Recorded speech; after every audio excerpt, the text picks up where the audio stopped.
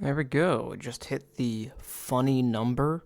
Our down lap count 69 laps.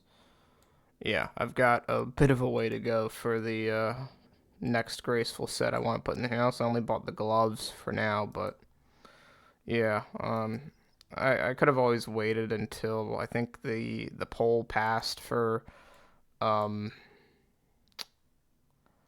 marks of grace from courses that aren't just rooftops, although they didn't include Sepulcher, which kind of sucks. Yeah. Sepulcher had like a near miss poll that I wish they would re-poll with all the near miss polls they've done.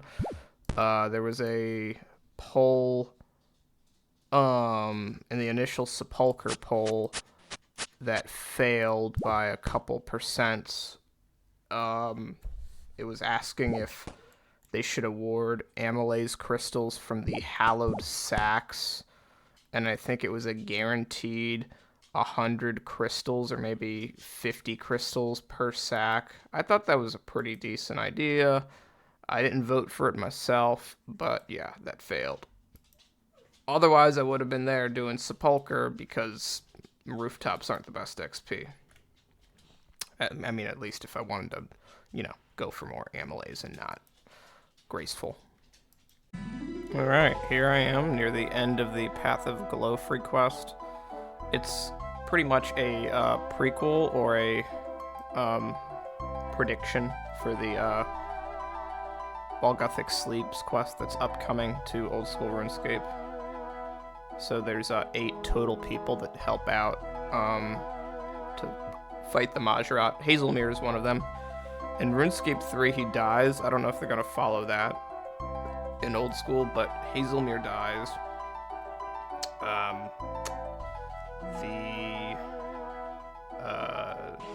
The Slayer Master in Karamja or Shiloh Village, he dies.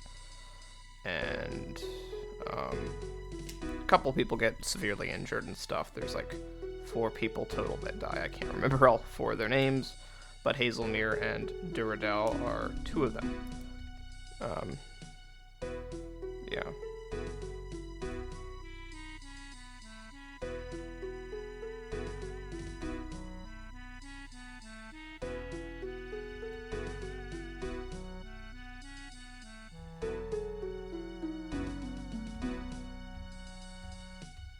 I'll just finish up this dialogue. And a little bit... Oh, you get it all in lamps. That's cool.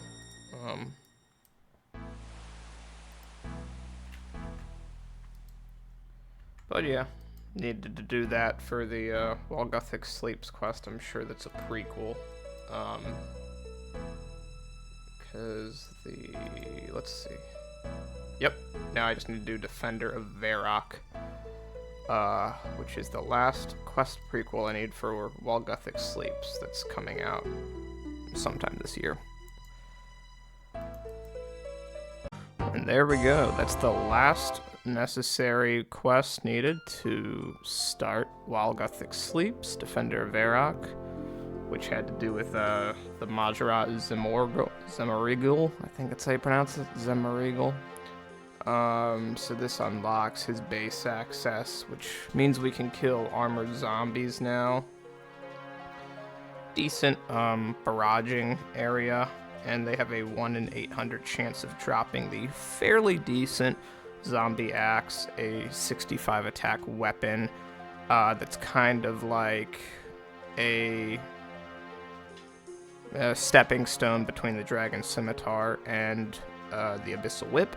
Before, the cudgel was kind of like that, but it wasn't as substantial. It's definitely not as substantial as the zombie axe.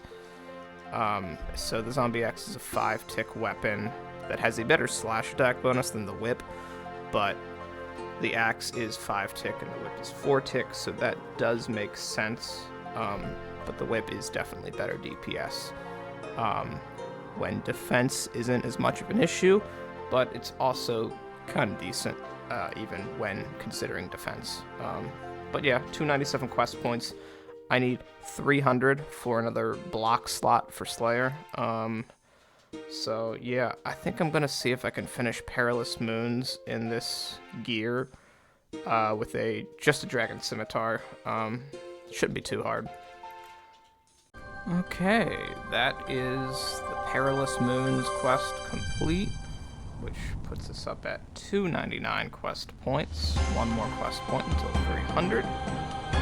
Decent amount of Slayer XP for our efforts, along with Runecraft Hunter and fishing. That's 82 Slayer. Let's see if we're able to claim our loot. Sadly, the southeast is closed. And you gotta make your way to the ancient shrine. So, I guess we'll take the long way. I guess the loot chest directly connects to the antechamber, but I don't know if they allowed you to loot the chest after finishing the quest. But yeah, we'll take the slow jog in the southeast. This place is a tad confusing at first. It's cool though. Like this fishing area is like you go to this fishing area if your fishing is higher, but as my cooking is higher and my hunter is higher, I go to the northwestern spot to hunt lizards. Yeah, and all the food and all the potions you can make here, so you actually don't have to bring anything. I do, of course, need a bit better defensive gear to survive here, because if you don't have good defensive gear, the Eclipse one tanks more of your hits. The Blood one heals more damage back, and the Ice one, I think, just does more damage to you. But yeah, I'm gonna go ahead and claim the Lunar Chest, see what we get. Okay, nothing really worth keeping, except for, like, the herbs. 33 Grimy Arlander is actually not that bad in terms of herb XP. Making compost potions.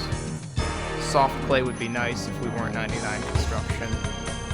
And, I mean, I guess I can turn these into battle staffs for some elks. That's honestly not bad. To be honest. Bank all is an option. What does that give us? Okay. I've never had a raid chest before.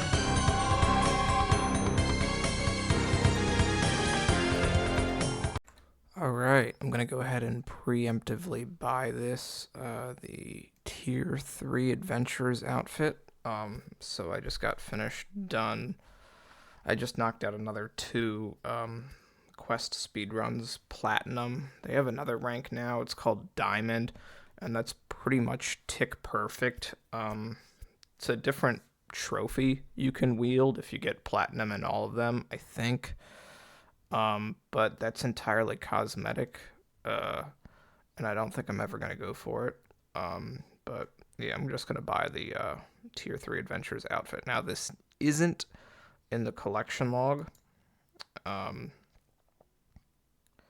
Yeah, and we haven't bought it yet, so I'm going to go ahead and buy the Tier 3 Adventures outfit.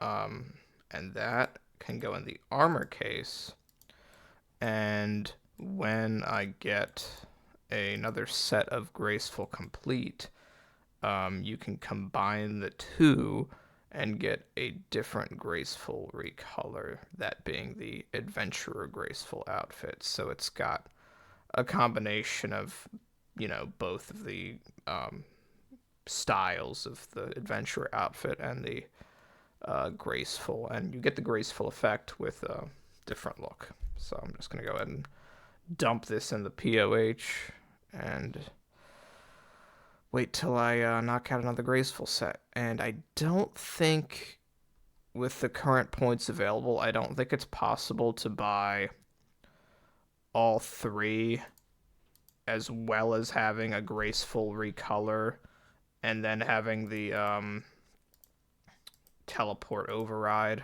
that I don't have yet. the speedy one, and the stopwatch. I don't think you can get all of the rewards and then another tier 3 adventure set. So maybe they'll introduce more quest speedruns in the future, but that seems it's a very niche update, honestly. Not a whole lot of people engage with it, and those that do are really dedicated. So who knows?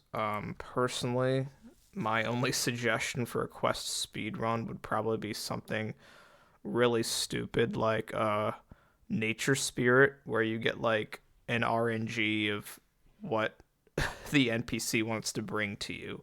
I think something like that would be funny, or like Morning's End Part 2, where you can fail the handholds, or like Song of the Elves, again, failing the handholds. I think that'd be really funny. Or like, uh, you know, um, the other elf quest, Underground Pass, a lot of more failure RNG stuff. I think stuff like that would be kind of funny, but I don't think the quest speedrunning community would be happy with that, with because it's RNG and you can't really. The only RNG they force is stuff like NPC positions and stuff like that. There's other complicated stuff, of course, like there's a world record I know for, I don't remember what quest it is, but um, killing an imp and getting a specific drop from that imp for the quest speedrunning record for, I forget what quest, but it's got to be a free to play one. All right, and that's the Easter event complete. So the rewards for this Easter's event are the Book of Egg, which is basically a god book, except it's you preach various Easter related propaganda about eggs. You get an egg priest necklace, which is just a brown egg on a string, and you get the egg priest top. So you look like a walking banana, I guess. But surprisingly, no Easter. Oh yeah, you do get 2 noted Easter eggs. I didn't see those at first, but we're gonna go ahead and drop those in the Grand Exchange and watch people rush over to pick up the 11K per each item. So I'm going to go ahead and do that and continue with agility. I have just all I need to do is obtain the graceful top and legs, and that will be another set of graceful complete. And after that, I just have one more set of graceful to go. All right, so that's 55 marks of grace. This is enough to finish off our second to last, the last graceful recolor, but we'll still need to get another set of plain graceful to store in the house, but it is the last graceful recolor. Boom. And now we gotta put this set, or put the top in the house, and take out the quest speedrunning armor, and then combine the two, which I think is how it goes. So take the plain outfit out, withdraw the, and then you gotta use them one at a time. That's a bit annoying, but at least we only have to do this one time. Oh, there's no option to split them to like revert it, but it doesn't really matter because you can always obtain another set of the adventurer's outfit. You just can't obtain another Yeah, you can obtain another set of adventures outfit, you just can't. Right. Alright, so I finally obtained the Marks of Grace for our last Graceful recolor, the Quest Speedrunning Graceful. And, yeah, you had to combine each of the pieces individually. And yeah, that is what it looks like. I'm missing the gloves. Yeah, so it combines the look of the Quest speedrunning Tier 3 outfit with Graceful. So you get the effect of Graceful and the unique look of Quest speedrunning gear. You get some wings on the shoes, kind of like Hermes, the Greek demigod. So yeah, little point on the end of the cap there. So I like it. And we have one more set of Graceful left to obtain for that to be Magic Wardrobe completion for Graceful. Okay, I guess I am wearing some. Okay, I'm still wearing the boots, but now I can put the set in the Magic Wardrobe. And we have one more set of Graceful left to obtain. Cool beans. And of course, I missed the level up message, but so I'm still trying to hunt for that Mask of Renewal from Undead Druids. I'm like 2,200 kills in, but from the seeds and the herbs and all that stuff, I've been passively doing herb lore with crowded inventory. But I managed to knock out 88 herb lore. The only thing that unlocks is the Menophyte remedies. I don't think they have any real use for UIM, and the niche uses they have for other game modes and play styles, it's like, it just restores your drained stats faster than the standard restore rate, which is one stat over 1 minute. So I think people use them when they brew. Instead of super restoring immediately, they have the remedy going. So it's not the best if you need to like panic heal and still do damage afterwards, but I think some people have made use out of it, but it's mainly going to be a potion that we'll make if we get the Lily of the Sands from TOA and squeeze out some extra herb XP from it. But I think compared to ranging potion, the XP is quite, the XP is quite whatever. I forget what the difference is. Probably like 15 max per potion. So I'm probably not going to bother with the remedies and focus on range potions because it's always nice to maintain your potions that increase your DPS.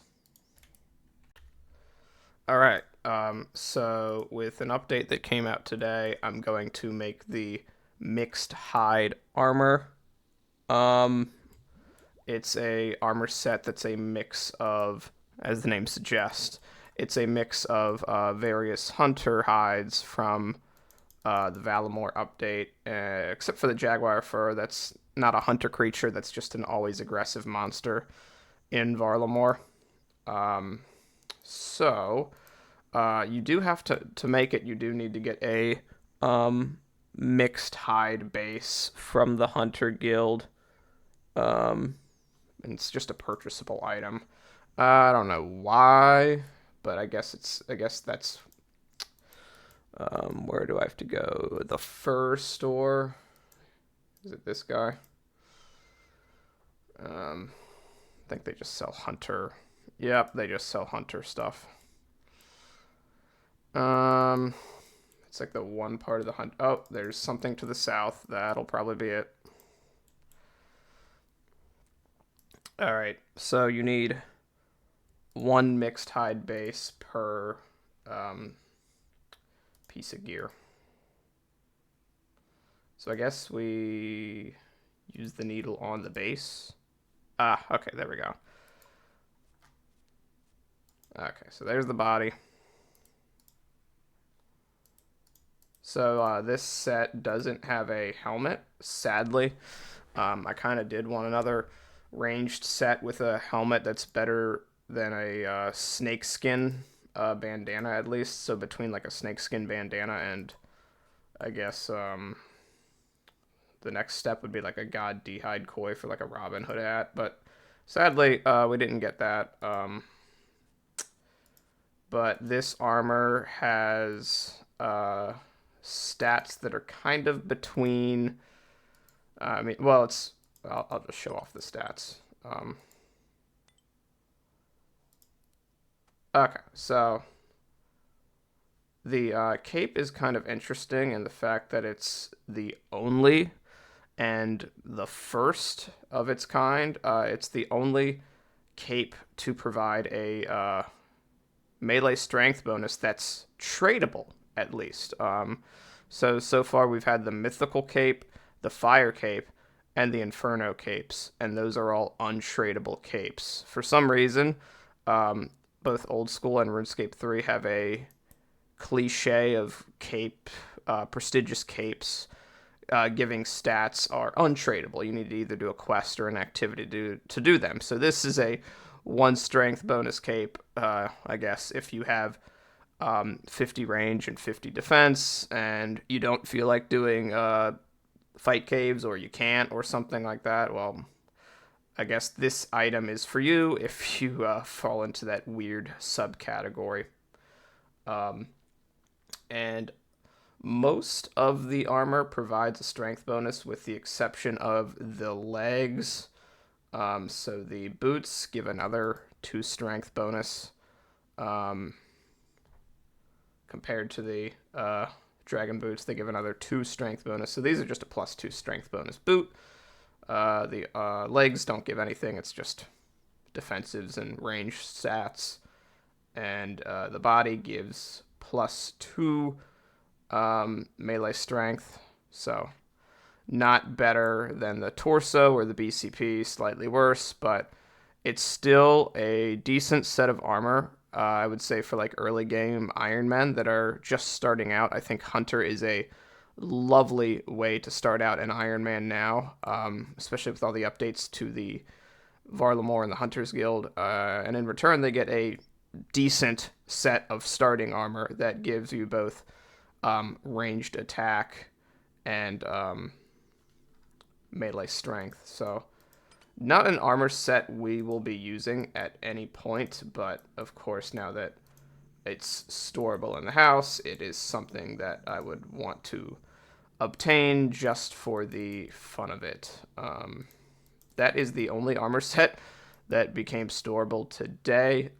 So the other VarlaMORE armor, the prayer gear is already storable in there, but that's really rare.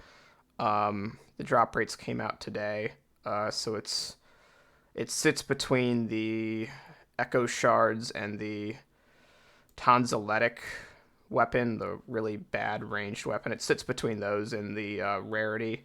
You can only get it past Wave 6 of the Coliseum, which is kind of weird for, an item that's just rune defensive stats, but whatever. So the Hunter armor is somewhere in there.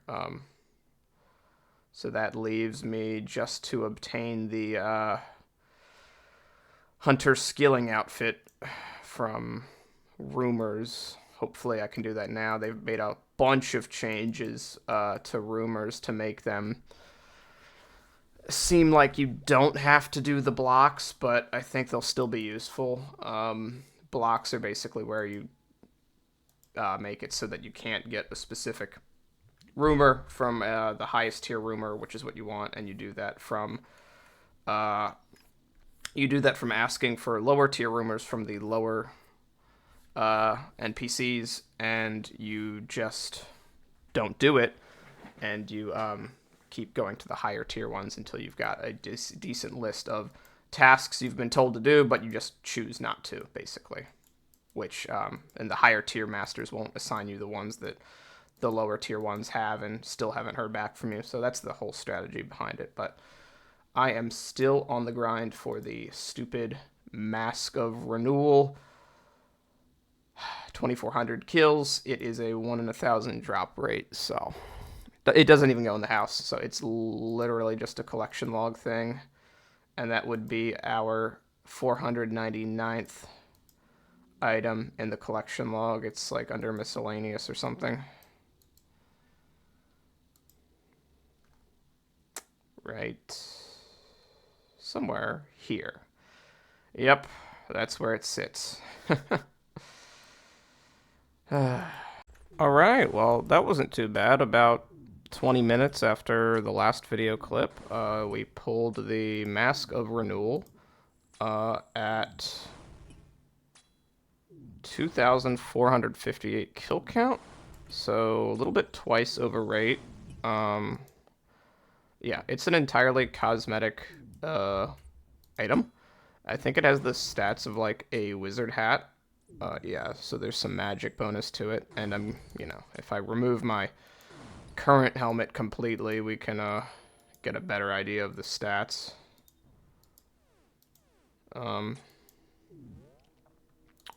Let's see here. So +2 magic attack and +2 magic defense.